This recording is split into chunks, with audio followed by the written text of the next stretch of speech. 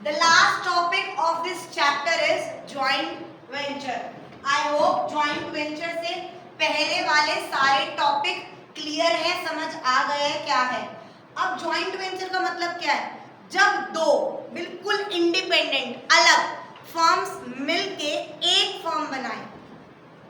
When two or more independent firm, अलग-अलग firm joint establish a new enterprise, एक अलग मतलब उनकी अपनी तो चल ही रही है, अपनी कंपनी चल रही है, अपनी फर्म चल रही है, but when two company come together and join and make a new firm, new enterprise is a joint venture. Like hero अपनी इंडिया की, होंडा अपनी जापान की, तो हीरो होंडा ने कोलैबोरेट करके सबसे पहले वो ज्वाइंट वेंचर बनाया।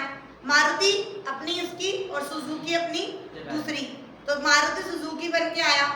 सोनी अलग, इरेक्सन अलग, सोनी अपनी जापान की और इरेक्सन अपनी स्वीडन की, सोनी इरेक्सन बन के एक बन गया, उन्होंने ज्वाइंट वेंचर करा। बट क्या सोनी इरेक्सन जब एक बना तो सोनी खत्म हो गया? नहीं, जब ज्वाइंट वेंचर बन रहा है तब अपनी इंडिविजुअल अपने चल रहे हैं, बट दो चीज मिल रही है, उससे क्या हो रहा है? मारुति और सुजुकी है, मारुति का अपना ब्रांड है, अपने टारगेटेड ऑडियंस है, सुजुकी का अपना ब्रांड है, अपने टारगेट ऑडियंस है। तो जब दोनों मिल रहे हैं ना, कैपिटल बड़ी हो जाएगी, टेक्नोलॉजी बड़ी होएगी, ब्रेन ज्यादा लगेगा, ठीक है, अपग्रेडेशन ज्यादा आएगी, इनोवेशन आएगी, तो इसलिए मिल रहे हैं। अभी जो आपने एग्जांपल दिया था ना, किसका दिया था? वोडाफोन और आइडिया का। जी, वोडाफोन और आइडिया ज्वाइंट वेंचर नहीं हुआ था, ये मर्जर हुआ था। हाँ, बिक गई नहीं होता जब एक कंपनी दूसरी कंपनी को मर्ज कर लेती है अपने अंदर, वो अब नहीं रही, समझ रहे हैं? कौन नहीं रहे? वोडाफोन या आइडिया? आई थिंक आइडिया नहीं रही, अब वोडाफोन सरवाइव कर रही है। आइडिया वोडाफोन के अंदर आके मर्ज हो गई, तो अब सिर्फ एक ही वो चल रहा है ना, अब ना कोई अब सिर्फ वोडाफोन है और ना कोई अब सिर्फ आइडिया है, ये तो मर्ज हो गई ना। There is a difference between merger and joint venture. Joint venture का मतलब क्या है? जॉइंट वेंचर शॉर्ट टर्म के लिए, इन फ्यूचर 5 साल 10 साल बाद वो अपना जॉइंट वेंचर तोड़ सकते हैं, बट जब मर्ज हो गए तो हो गए, बाद में नहीं कहेंगे आइडिया के मुझे नहीं, मर्ज आइडिया वोडाफोन में आके मर्ज हो गया, that is merger. I am teaching you joint venture. और जिसके पास आइडिया की सिम हुई तो समझा नहीं? आइडिया की सिम हुई, अब वो चल रही है ना वोडा, अब वो वीआई के नाम से ही चल रहा है, that is not joint venture. Are you getting me? Joint venture means when two और more independent firm together establish a new firm. ये एस्टैब्लिश कर रहे हैं नई फर्म, बट अपनी आइडेंटिटी इनकी चल रही है, वो किसी स्पेसिफिक रीजन की वजह से, स्पेसिफिक इनोवेशन, क्या मारुति कह रहा है मेरे पास ये स्पेसिफिक है, सुजुकी कह रहे हैं ये स्पेसिफिक है, उनकी अपनी फर्म चल रही है, उन्होंने एक इनोवेटिव गाड़ी निकाल दी। समझ आया? पक्का? जॉइंट वेंचर बनता क्यों है? मैम ज्यादा कैपिटल, ज्यादा बुद्धि, ज्यादा एक्सपीरियंस, ज्यादा टेक्नोलॉजी आ जाएगी, ज्यादा बेनिफिट्स मिलेंगे, समझ आया? और जब नया जॉइंट वेंचर बन रहा है, जब मारुति और सुजुकी दोनों मिल रहे हैं, तो कह रहे हैं भाई हम शेयर करेंगे प्रॉफिट भी और लॉसेस भी और रिस्क भी, है ना, in a ratio in which it is depend, जो ये MOU में साइन करेंगे। सबका अपना अपना लॉ था, याद कर, पार्टनरशिप का अपना लॉ है, कंपनी का अपना लॉ है, जॉइंट वेंचर का कोई सेपरेट लॉ नहीं बना, कंपनी का जो ही चलता है नहीं, उनका कोई सेपरेट लॉ नहीं है। ये दोनों पार्टीज जो होती है ना, वो मेमोरेंडम ऑफ अंडरस्टैंडिंग साइन करती है कि हाँ हम इन टर्म्स एंड कंडीशन पर एग्री हो रहे हैं, समझ आया? पक्का? अब मर्जर और जॉइंट वेंचर में एक्विजिशन अलग होता है, मर्जर अलग होता है और जॉइंट वेंचर अलग होता है। एक्विजिशन मतलब एक्वायर कर लिया, उसका वजूद ही खत्म हो गया। मर्जर मतलब वो आके उसमें मर्ज हो गया, उसका वी और आई का वो है। जॉइंट वेंचर मतलब बिल्कुल दोनों अलग एंटिटी है और जो मिलके बनी है वो अलग आइडेंटिटी है, समझ आया? पक्का? वो कह रहे हैं हम जॉइंट वेंचर करें क्यों? Why joint venture? जब कंपनी चल रही है तो वाई जॉइंट वेंचर? वो कहते हैं it's build a greater resource and capacity. Yes, हम पब्लिक और प्राइवेट का बन सकता है। पब्लिक कंपनी और प्राइवेट कंपनी का जॉइंट वेंचर तो किसी को भी नहीं है, ऐसा कुछ नहीं। दो प्राइवेट कंपनी का बना ले, दो पब्लिक कंपनी का बना ले, कॉम्बिनेशन हो सकते हैं। क्या बोला तू? वो कह रहे हैं ग्रेटर रिसोर्सेज इन कैपेसिटी। इसका मतलब क्या है यार? देख, दो फर्म, एक से भले दो, एक से भले दो, अगर दो फर्म आके कंट्रीब्यूट करेगी, हाँ, एक और एक 11 वाली बात है, तो they will combine and they will going to grow quickly. उनकी एफिशिएंसी अच्छी आएगी, वो ग्रो ज्यादा अच्छी करेगी, दिमाग का चलेगा और इनोवेशन भी लाती है। मैक्सिमम जब दो कंपनियां मिलती है ना, वो इसलिए मिलती है कि मैं उस कंट्री में हूँ, मैं इस कंट्री में जमाना है, इसके साथ हाथ मिला लो, जॉइंट वेंचर कर लो, तो मैं उसका ब्रांड नेम, उसकी गुडविल, उससे भी चढ़ जाऊंगा और अपना भी कंट्रीब्यूशन करूंगा, और मेरे पास एक इनोवेशन आइडिया है तो I can use that. Are you getting me? समझ आया? वो कह रहा है ग्रेटर रिसोर्सेज और कैपेसिटी मिल जाती है, एक्सेस टू एडवांस टेक्नोलॉजी।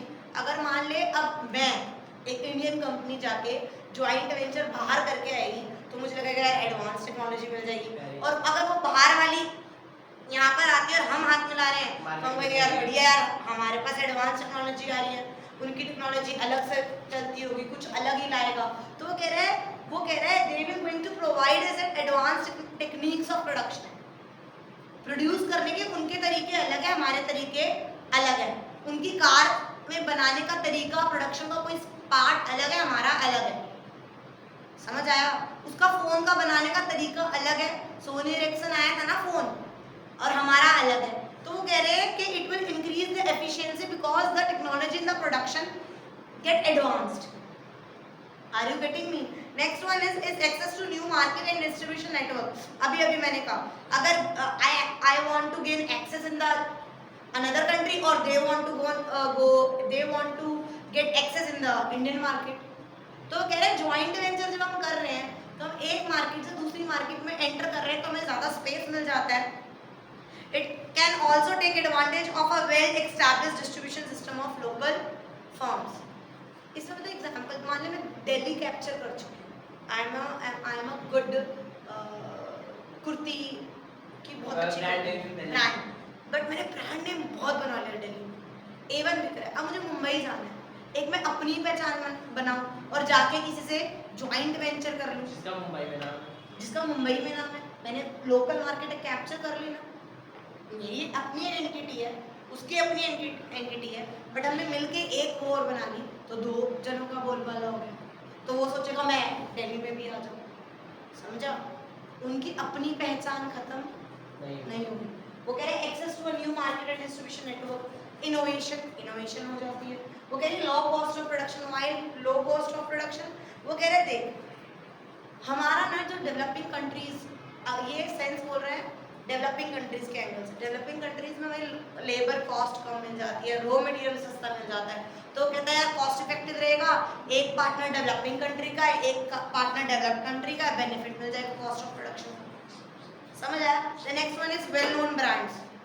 अभी हम इतनी देर से यही बोल रहे हैं कि भाई अगर एक party establish brands and goodwill, the other party get benefit of that, right? Production of such brand name is exist, दोनों की गुडविल पे क्या कर रहे हैं? बेनिफिट उठा रहे हैं। मेरी मारुति के अपना टेस्ट है, अपना ग्राहक है, अपना चूज वाले सुजुकी के अपने हैं, मारुति वाले अब मारुति सुजुकी भी करेंगे ना। समझ आया? जॉइंट वेंचर समझ आया? The chapter is over.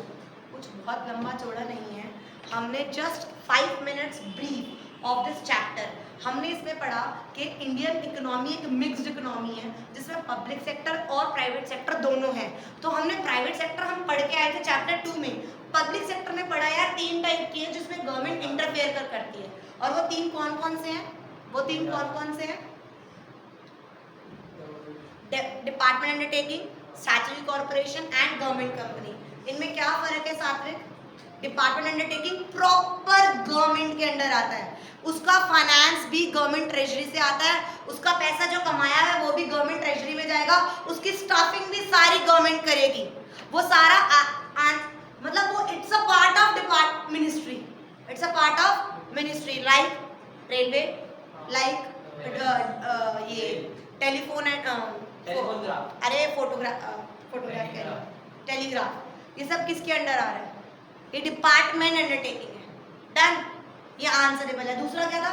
Statutory corporation. Statutory corporation के हमने क्या पढ़ा हुआ है? दे have a separate act in a law.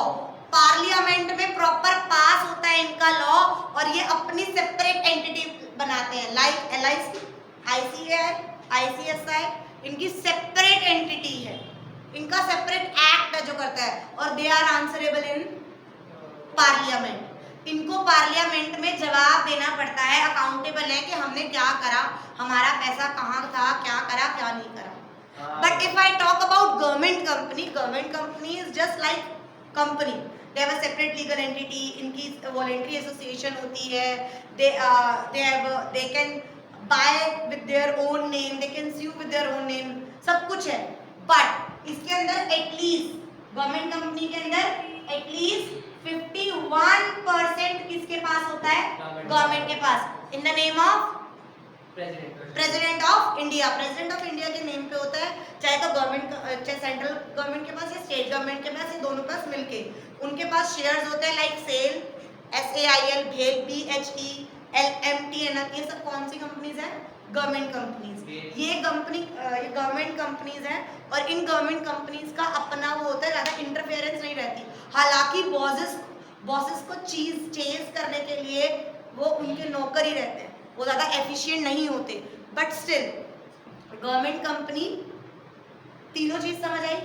ये जो तीनों का रोल था ना, डिपार्टमेंट अंडरटेकिंग, स्टैट्यूटरी कॉर्पोरेशन और government company, specially government company का रोल 1991 से पहले बहुत हाई था, पब्लिक सेक्टर का रोल बहुत हाई था।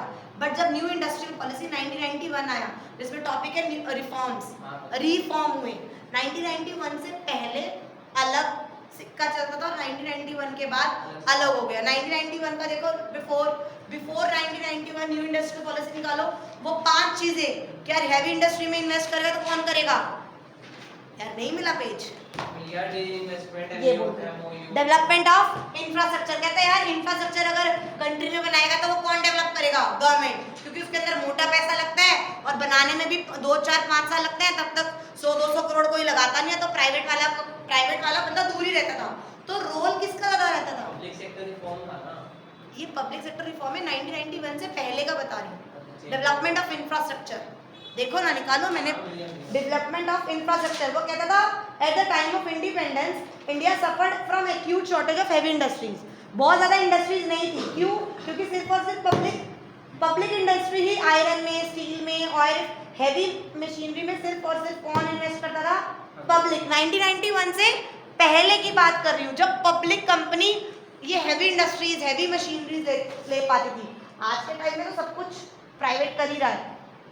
The duty of development of basic infrastructure was assigned to public sector. Private का कोई ठेका नहीं था, ठीक है। रीजनल बैलेंस, वो कहते हैं अमीर अमीर बनता जाएगा और गरीब गरीब बनता जाएगा, तो रीजनल बैलेंस, अगर ये सारी सोच में 1991 से पहले की बता रही हूँ, तो रीजनल बैलेंस की वजह से वो पब्लिक सेक्टर का रोल रखते थे, ताकि पब्लिक सेक्टर का रोल है तो हम इकोनॉमिकली वीकर सेक्शन को भी थोड़ा अच्छा सा वो देंगे, क्या सपोर्ट देंगे, उनको अपॉर्चुनिटी देंगे, रिजर्व रखेंगे सीट्स।